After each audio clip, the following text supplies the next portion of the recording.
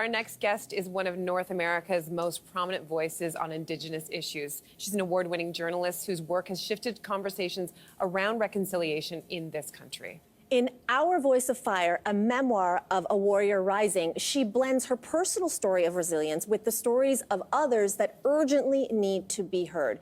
We are thrilled to have Brandi Morin here with us today. Welcome, Brandi. Thank you. So you said that you were driven to write this memoir because of the crisis with missing and murdered Indigenous women. And so I want to know, how did that impact this book?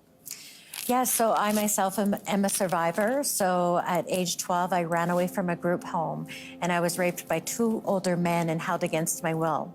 And it's something that I didn't address until I was older. And when I became a journalist and became aware of this rampant crisis, this genocide against Indigenous women and girls, I decided to tell my story. I could have been Tina Fontaine. 15-year-old Tina Fontaine was found in the Red River in Winnipeg. And she could have been me. I could have been her.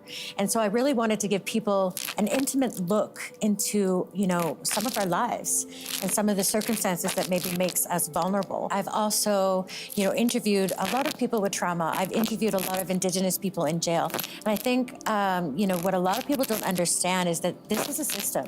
This is a symptom of the continued colonization and violence against our people. And so I think the narrative is missing is, what are the roots of it? Horrible, dark part of Canadian history. It was a genocidal, assimilative policy against Indigenous children, the most vulnerable of society, to steal them from their parents, to beat their culture out of them, and to damn them for everything that they were. And I think that it's about time that the truths of these horrors are being unearthed. I'm Brandi Morin, and I'm a freelance journalist, and between us, I carry these people and their stories in my heart. I am from the Michelle First Nation. I am Cree, Iroquois, and French. My own Cookum, which is grandmother in Cree, attended residential school. But I would always hear her talk about the convent. And it wasn't until after she passed that I realized that these were actually like concentration camps for Indigenous children. Let's go to Brandi Morin in Edmonton, Canada. Hi, Brandi. Good seeing you again. So firstly, what's the response been, particularly from the Indigenous community? I mean, do you get the sense the apology helps restore faith in the church, if there was any there to begin with? There are mixed feelings across the board. This apology has been advocated for since Canada's Truth and Reconciliation Commission final report was released in 2015. So here we are 7 years later, and that call to action has finally been fulfilled. It was fulfilled in Rome, but it is much more meaningful here on Indigenous territories, and the reactions are mixed. There are people that want nothing to do with the church or the Pope, and there are others that are welcoming this apology with open arms. It's going to be different for everyone, but do you worry that this trip may have, for some, done more harm than good? It has opened wounds for many. We are on, a healing journey, a reckoning journey, a reconciliation journey. But I really want to point out that once the Pope gets on that plane back to Rome and leaves, that is not the end of this. This is just the beginning of reconciliation, not only with the church, but we are still on this reconciliation journey as a country. And I just hope that once the Pope leaves and the excitement dies down, that people do not forget. We were journalists, and there was no checkpoints or anything at that road. They were behind us, following us 40 minutes down a mountain, and it was stalking us because they would stay back and then speed up and stay back. It was just insanity. And, there was no checkpoints or anything at that road at that time.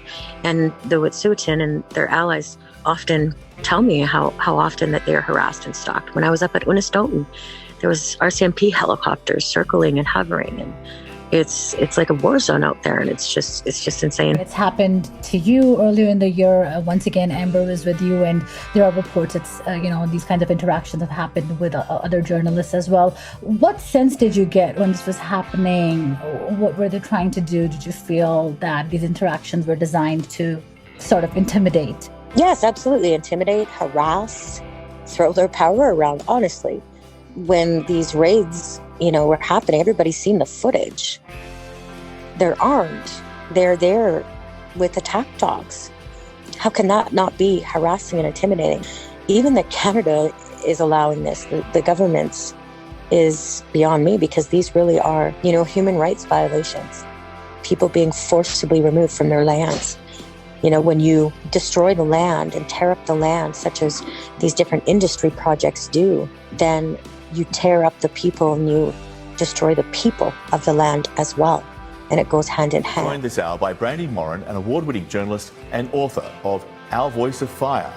Brandi, thank you for being with us. I know it's been a big day for you because this story has a very personal and direct connection to you. Your grandmother attended one of these schools.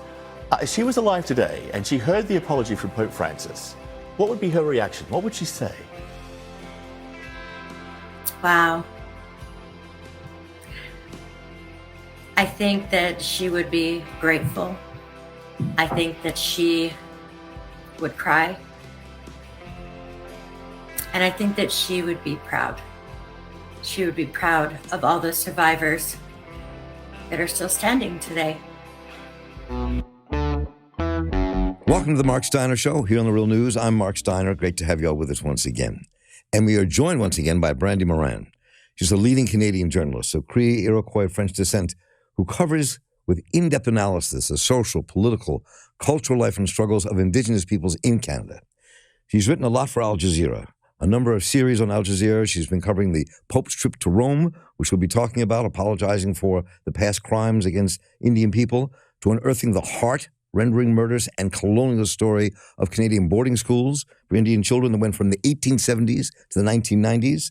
And we'll explore the deep connection there is today between the destruction of Indigenous culture, these boarding schools, what the Pope did, to the missing and murdered among Native women that takes place in Canada like it does here in the United States. And once again, Brandi, welcome. Good to have you with us. Really good to have you with us. Tanse, Mark, thank you. Thank you for having me. And I'm glad you could make the time. I know you're covering 17 things at once.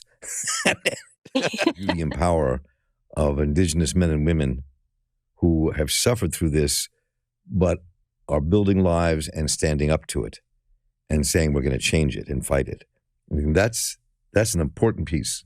They wanted to take our languages away. They wanted to take our cultures away. They wanted to, strip us of our identity in our laws and our spirituality. But we are reclaiming everything that was stolen in a very powerful way.